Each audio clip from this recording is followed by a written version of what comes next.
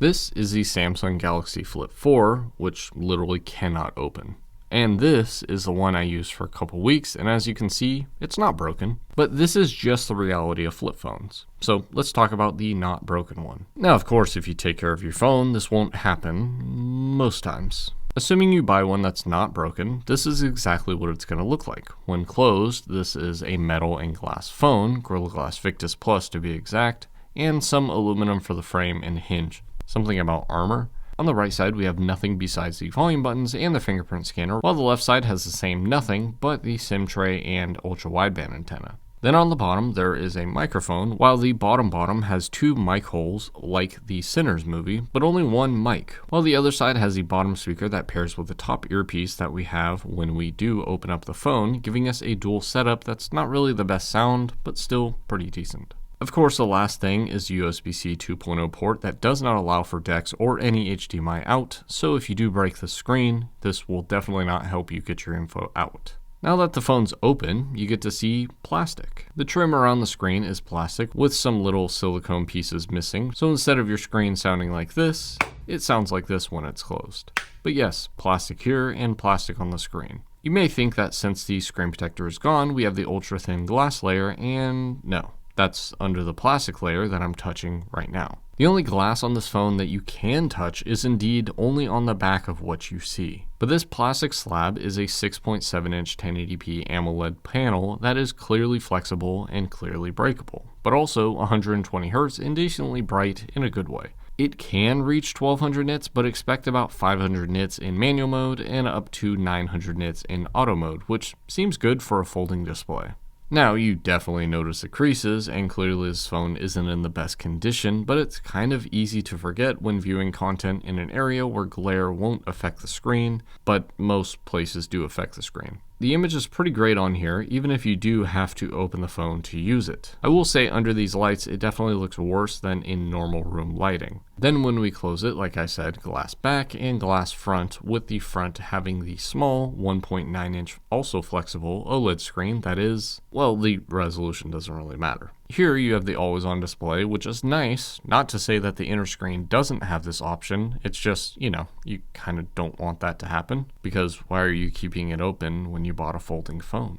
There's also some widgets on here, but it is big enough for a camera viewfinder, but that's about it. As for the specs, it's kind of strange to me, especially when I recently used the Samsung S22 Ultra and the OnePlus 10 Pro, both phones with technically lesser processors being the non-Plus versions, but those felt slightly faster somehow. Given the size, you'd assume thermal throttling, but when you're looking internally, this doesn't really seem like it's an issue given the logic board size is similar to the normal phones and wicks the heat with the aluminum frame like a normal phone. Anyways, this has a Snapdragon 8 Plus Gen 1 processor with 8GB of RAM and 128 to 512 GB of UFS 3.1 storage, with this one being the base. Benchmarks show that this is faster, but again, real-world usage says otherwise. It's not bad, with games running with no problem, and again, looking great on here. There are two weird batteries that add up to 3,700 milliamps with charging speeds of only 25 watts wired, 15 watts wireless, and the option for reverse wireless charging, but you're not really going to want to do that because the battery life is not great. Normally, flip and folding phones have surprisingly good battery life in my usage, but not this one. Maybe because it's old. What's funny though is that I can't give you accurate battery life because the recording just doesn't work anymore. The measurements are not accurate at all and kind of remind me of how the Razer Plus 2023 had this issue on Android 15. Maybe this is the same type of issue because I feel like this wasn't happening in the past. As for the build, it's an IPX8, not dust, but water-resistant phone, but it's also a 4-year-old model, so I kind of doubt that it is. This 6.5-inch tall phone is 3.34 inches tall when closed, but always 187 grams, making it a decently weighted phone given the size. When open, it's 6.9 millimeters thick, nice, but goes up to 17.1 millimeters when closed, or practically the size of two normal phones. The phone has Wi-Fi 6, Bluetooth 5.2, and of course 5G support with ultra-wideband, meaning that even now, connectivity is great, whichever way you look at it. While they clearly don't do it anymore, they did have the bespoke edition, which allowed for a lot of color options on this phone, being one of the phones to actually have colorways, you know, the word that nerds use when talking about shoes. And now with the Flip 7, you only get 4 colors. Pretty sad. Now we gotta talk about the cameras, right? That's the whole point of buying a flip phone. Joking, of course, because on flip phones they use their size as an excuse to add small cameras, but I will admit they do try to improve the cameras, with the Flip 4 having a camera sensor that's bigger than a ½ inch and improving to 50 megapixels in the 6 and 7. That said, the other cameras got smaller number changes, but virtually no differences other than maybe a better image processor and, unfortunately, AI. Regardless, we have the inner front camera. I have to say it like that since all of them can be front cameras technically on a flip phone.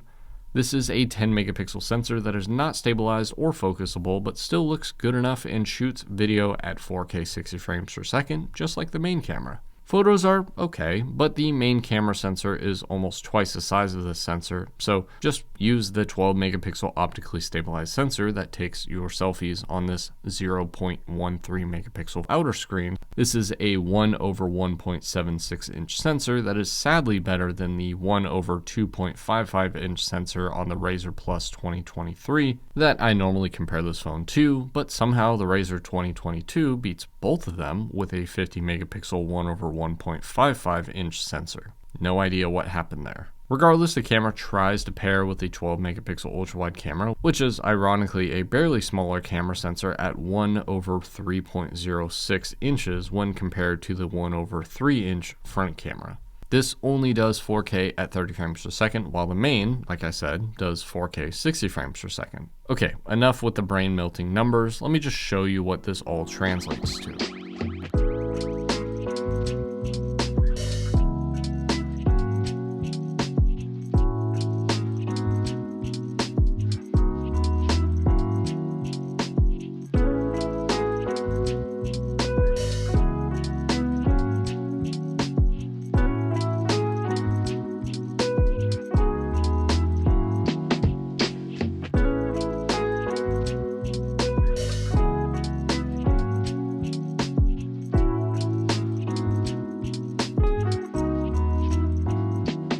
For a flipping phone, the cameras are good. They kind of have to, but also I will go out on a limb and say that most people truly won't care about the quality of the images. They'll just enjoy the fact that you have a barely tripod with flipping and folding phones that allow you to do this sort of thing. And with that, I don't get flipping phones.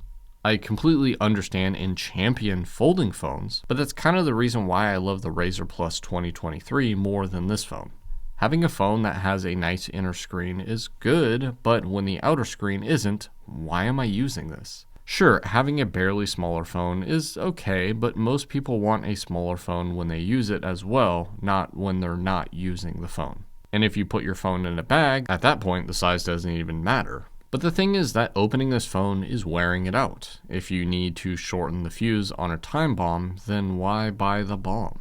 I definitely have a PhD in analogies. Folding phones, on the other hand, make sense. While not perfectly ergonomic, at least the Fold 3 and such phones have usable outer screens to the point that the inner screen is not always needed. I mean, when I use the Pixel Fold, there's times where I can go days without opening up the phone. With a flip, that's literally how you use the phone. And I will say it's kind of weird because it's not as satisfying opening up this phone because it's not the same as back in the day, because while the phone is thick when closed, old phones were much thicker and helped prevent you from touching or clicking something you didn't want to, just based on the design of these phones. This doesn't really happen that much if you're paying attention, but I could get how some people might hate the opening experience, especially if you're thinking I came from a tactile flip phone, I should get a smart flip phone, not knowing that you just paid $1,000 for a phone that you have a 70% chance of breaking in the next year. And of course, I've made up that percentage as I've owned a decent amount of flip and folding phones over the last 6 years and have yet to break those.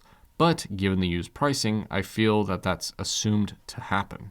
Regardless of how you feel about flip phones, for under $200 used, this would be better than the e-waste that Samsung is currently selling, called the Samsung A17 5G. Now, look, if you love flip phones, then you're probably going to be fine with this. Just remember that when you break the phone, That's pretty much it. Screen costs get very expensive very easily, and replacing this with a used phone is almost always going to be cheaper, with the value of these phones dropping very quickly. The Flip 7 already lost 30% of its value, which is great for us, but not great for those selling.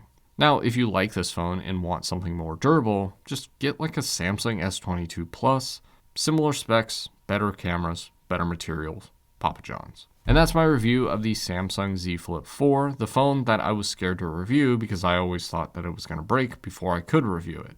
But what do you think? Let me know, and as always, thanks for joining the 1%, and thanks for watching.